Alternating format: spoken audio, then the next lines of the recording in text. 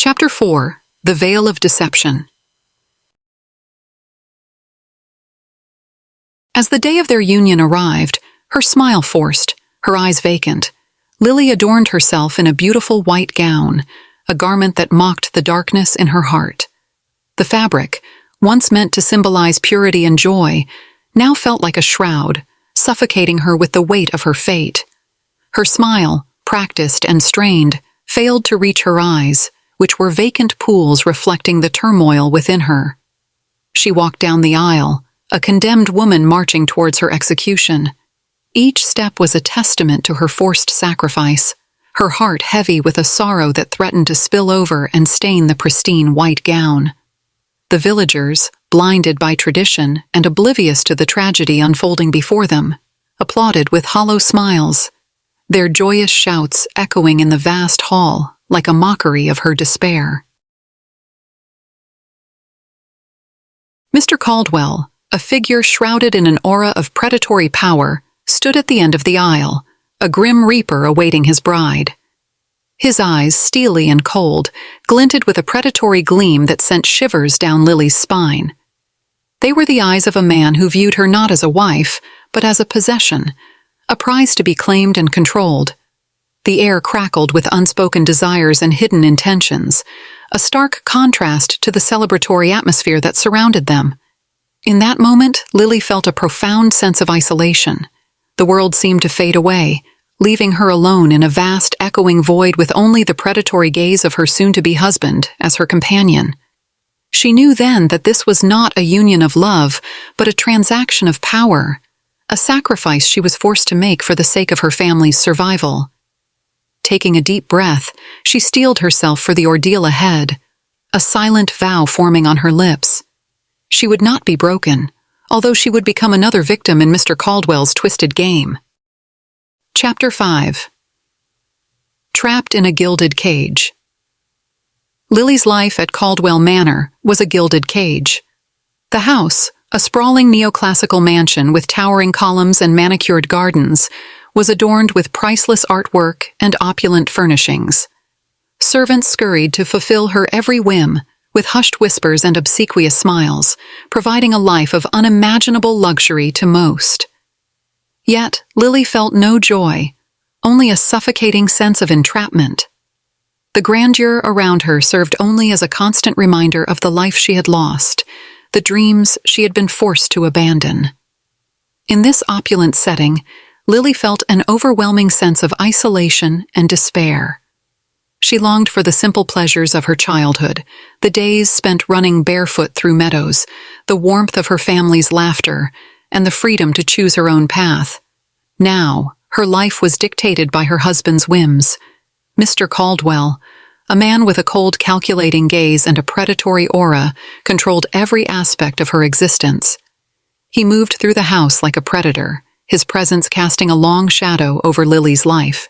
His gaze, cold and calculating, lingered on her with a possessiveness that made her skin crawl. Wicked rich man. He rarely spoke, and when he did, his words were sharp and clipped, devoid of warmth or affection. Mr. Caldwell was a man of contradictions. In public, he played the part of the loving husband, showering her with expensive gifts and indulging her every desire. However, behind closed doors, his true nature emerged. He became a predator, his eyes glinting with a predatory gleam whenever he looked at her. His touch, once gentle and seemingly affectionate, turned possessive and demanding. He constantly monitored her movements, controlled her social interactions, and made it clear that she belonged to him completely. His predatory behavior manifested in subtle ways. He would often linger, his eyes tracing the lines of her body, making her feel like an object of his amusement rather than his wife.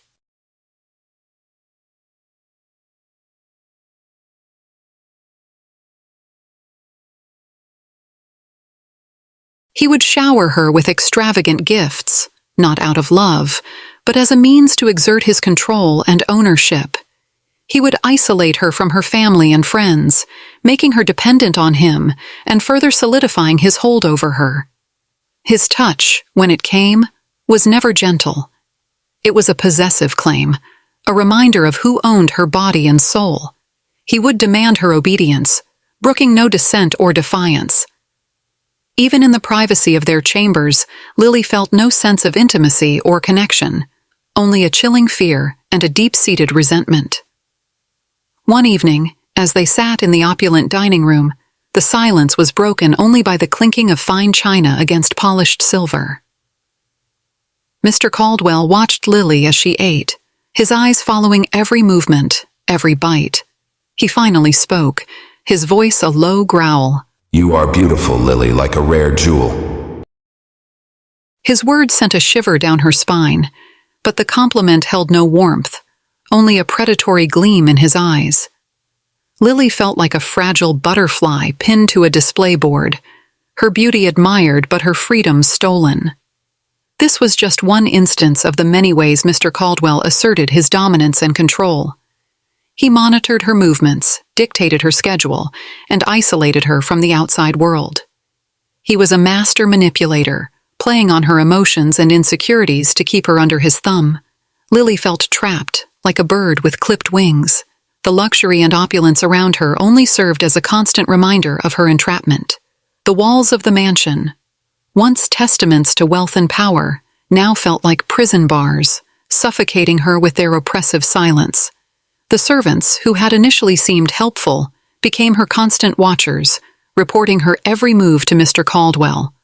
Lily felt like a trapped bird, beating her wings against the bars of her gilded cage, yearning for a freedom she no longer knew. The opulence around her only served to magnify the emptiness within her, a stark contrast to the vibrant dreams that once filled her heart. Despite the suffocating atmosphere, Lily refused to succumb to despair.